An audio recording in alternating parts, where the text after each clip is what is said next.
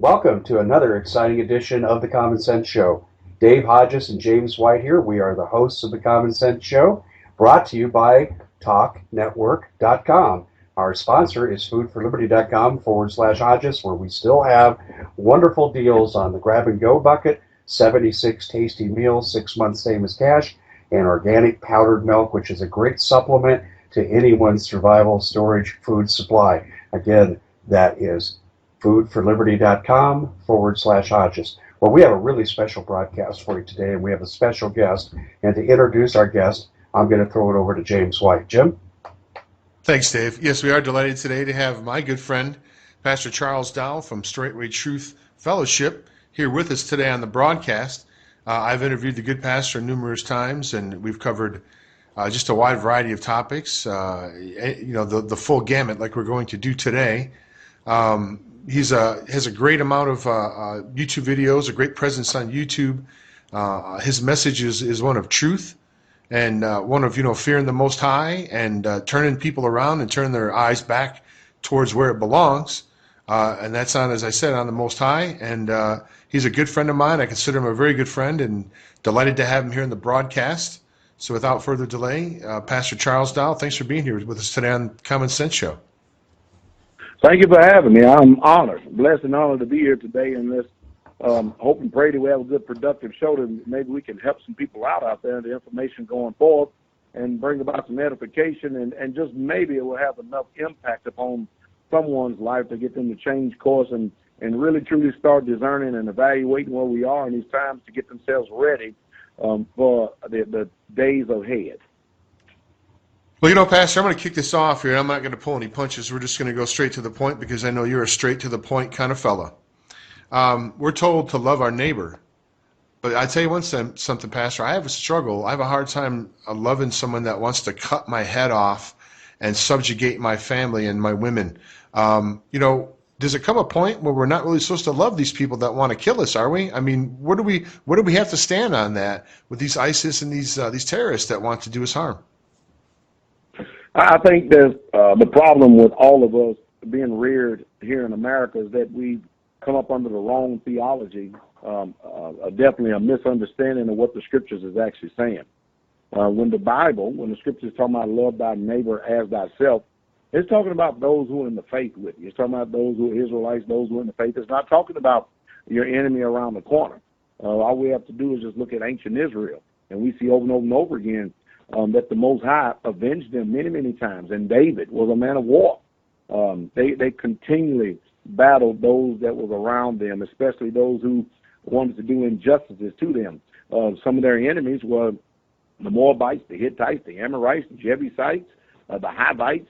We can continue to go on and on. Well, if we fast forward that till today, to this point where we are today, same thing applies. Everybody in this world that claims to be your neighbor is not your neighbor. As a matter of fact, they act more like enemies. So what we need to do is properly apply the proper method of interpretation in Scripture and then make it fit, make ourselves fit what the Scripture says, rather than trying to square the way we have culturally been brought up and trying to get this culture to understand what the Scripture says. So anyone that does you any evil or any injustices, they are just simply not your neighbors. Interesting. So technically speaking, we're supposed to hate evil, and we're supposed to try to fight evil on every front. So, I mean, it's a righteous, in your mind, do you think it's a righteous war to battle these people, these ISIS, wherever they go? We have to stand up against them. We have to raise a standard against this evil, do we not, Pastor? Well, sure we do. I think more than anything, what people need is a background how ISIS, or what is commonly referred to as ISIL, was started. some time ago, the United States of America, along with NATO and their alliances, they were actually battling the Al Qaeda, and then all of a sudden, up pops out of nowhere this little faction called ISIL or ISIS. Most of the American people are not aware that the United States of America is the one who actually funded ISIL. They are the ones who actually got them started in order to overthrow Assad over in Syria. Well, this is the same dog and pony show, the same carnival that we've always been aware of. The United States raises up Saddam Hussein, then they bring him down. They help Omar Gaddafi over there in Libya, then they bring him down. We have a history of raising up factions for our own bidding and to do our own doing, and then when they no longer fit our criteria, we want to bring them down. And so now what has happened is the ISIL or the ISIS that was actually started by the United States of America to overthrow Assad is actually now went against the best wishes or the wishes of the United States of America. Now you have Vladimir Putin, who's actually over there trying to diffuse this particular faction that has went rogue against the United States of America and is putting forth the illusion that they are actually with us. And I'm talking about the Russians when really, truly they're not. Because Russia does not want Assad overthrown. Russia is an ally to Syria, as well as China and other nations that actually is not with the United States of America. But at the same time, they are in agreement since ISIL is no longer being funded by the United States of America and they don't went their own way and stuff. It's in the best interest of America to actually get rid of this faction because there's no way that we can actually continue the empire building if we're going to fund people and pay them all kind of money to actually to go and destroy our enemy, and then they end up turning on us. And that is actually what is taking place right now, is that it's done backfired on us. I said some time ago that we're actually done stirred up a hornet's nest when we went over there meddling around in the East rather than minding our own business. A lot of these things that American public has actually been led to believe by the misinformation that's been given out by mainstream news media has done nothing but dupe and deceive them. And, of course, they do need the court of public opinion to be with them in order for them to keep their offices. But we are definitely being lied to by the mainstream news media and some of the alternative sources that are out there. What we need to do is we need to really, truly wake up and understand that we're in the empire building. That's what we're all about. And anytime somebody doesn't do the bidding the way that we have it, then they turn against us and they become enemies, not only enemies of us, but enemies of NATO. Now, what happened with ISIL is, and of course, I'm sure we already know about the attack that took place in France.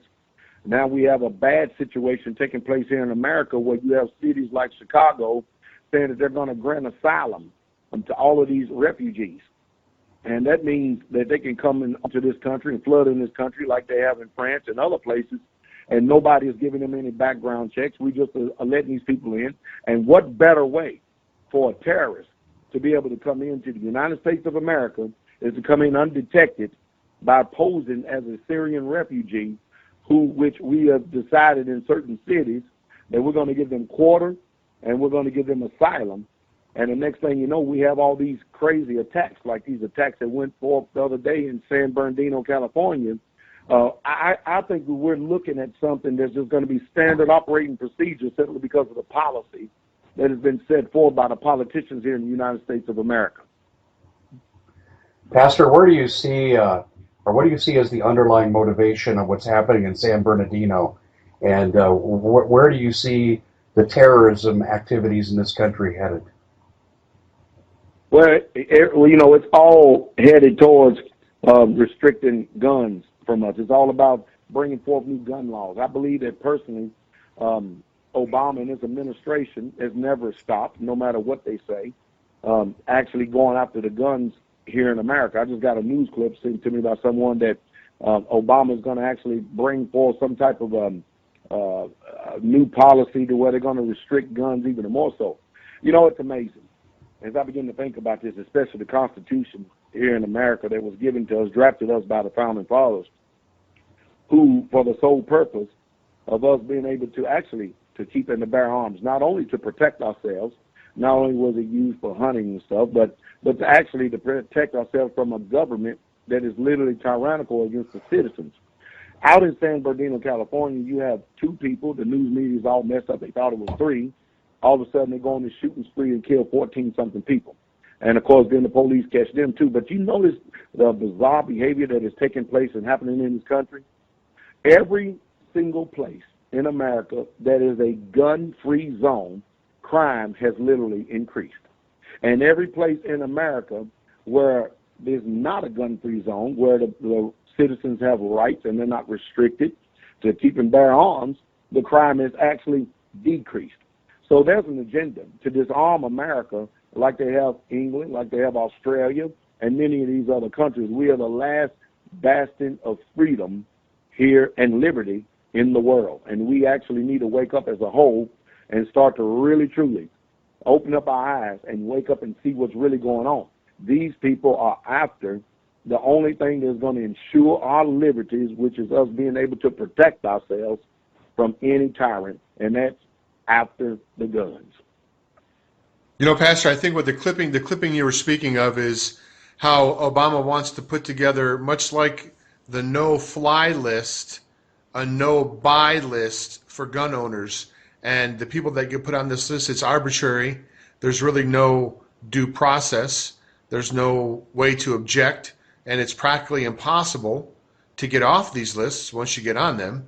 And most people, unfortunately, don't realize even why they're on the list. You know, Pastor, we got about a minute and a half left in this segment. I'd like for you to give out your websites before we go through the break. But you know, on the other side of the break, there's something we haven't had a chance to talk about here that's been quite popular here is Donald Trump. Now, I know that you probably have a viewpoint on Donald Trump, an opinion on him. And I don't know what that is. We haven't talked about this at all. We haven't had a chance to speak about it.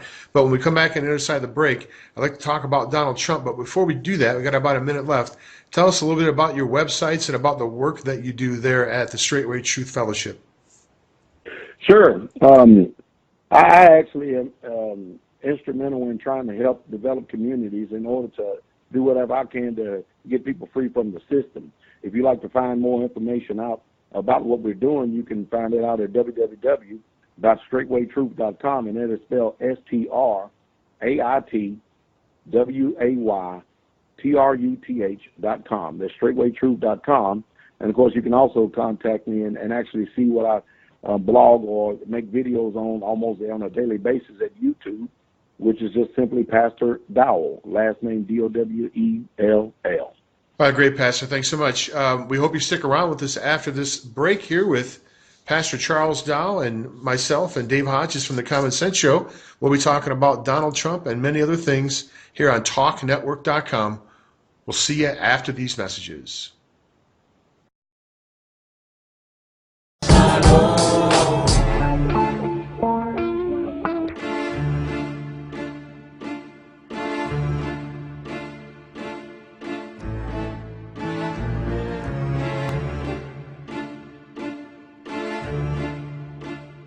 Uh-oh, look at him looking.